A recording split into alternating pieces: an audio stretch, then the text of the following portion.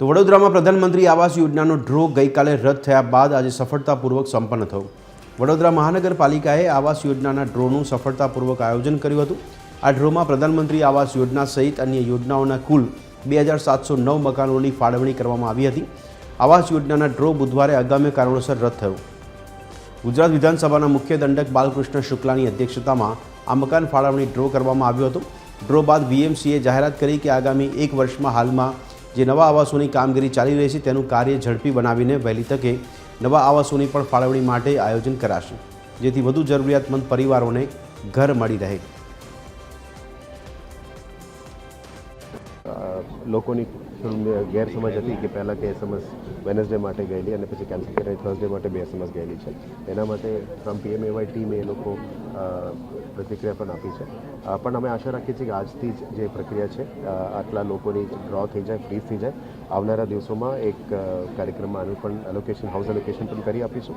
અને જે આપ જાણો છો 5,70,000ની આજુબાજુ મકાનો અત્યાર સુધી આપી ચૂક્યા છે વડોદરામાં। આવનારા દિવસોમાં આ વર્ષમાં એક સાથે પણ 30,000 મકાનો અમે લેવાની ટાર્ગેટમાં લીધેલા છે। એટલે સિટીની અલગ અલગ વિસ્તારમાં અલગ અલગ હાઉસિંગ સ્કીમ્સ, અફોર્ડેબલ હાઉસિંગ, અને આવનારા દિવસોમાં પીએમએવાય 2.0 જેમાં 8 લાખ રૂપિયાનું વેલ્યુવાળો જે મકાન છે એના પણ કામગીરી તૈયારી શરૂ કરી દીધી છે। આ ડ્રોમાં જે લાભાર્થીઓને આ ફાળવણી થયેલ છે ત્યારબાદ જે પણ લાભાર્થીઓ જેમને મળવાપાત્ર આ લાભ છે તેમને બધાને મકાનો મળે તે માટેનું કોર્પોરેશન દ્વારા આયોજન કરવામાં આવ્યું છે। આગામી દિવસોમાં કોર્પોરેશન દ્વારા 30,000 જેટલા નવા મકાનો બનાવવામાં આવશે અને દરેક નાગરિકને, દરેક કુટુંબને આ મકાન મળે તે માટેનું આયોજન કરવામાં આવ્યું છે।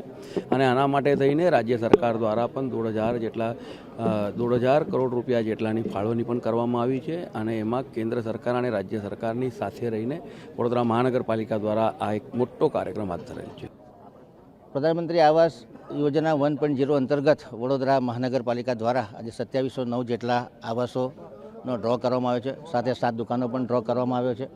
તમામ લાભાર્થીઓને ખૂબ ખૂબ અભિનંદન આપું છું, ખૂબ ખૂબ શુભેચ્છા આપું છું કે આવનારું જીવન એમના માટે સુખમય રહે અને આ ઘરે એમના પરિવારના સુખનું કેન્દ્ર બને એવી શુભેચ્છા આપું છું। આજના પ્રસંગે આજે ડ્રો કર્યો છે એમાં કેન્દ્ર સરકારની જે સબસિડી મળતી હોય છે એ આપણને મળે અને આવાસ યોજનાના બાંધકામ વધુ ત્વરિત સ્પીડથી થાય। જે સ્કીમો બની ગઈ છે, એટલે 4 જેટલી સ્કીમો પતી ગઈ છે, એ લોકોને વહેલી તકે લોનની પ્રક્રિયાને બધું પૂર્ણ થતાં એમને એનો કબજો સોંપવામાં આવશે।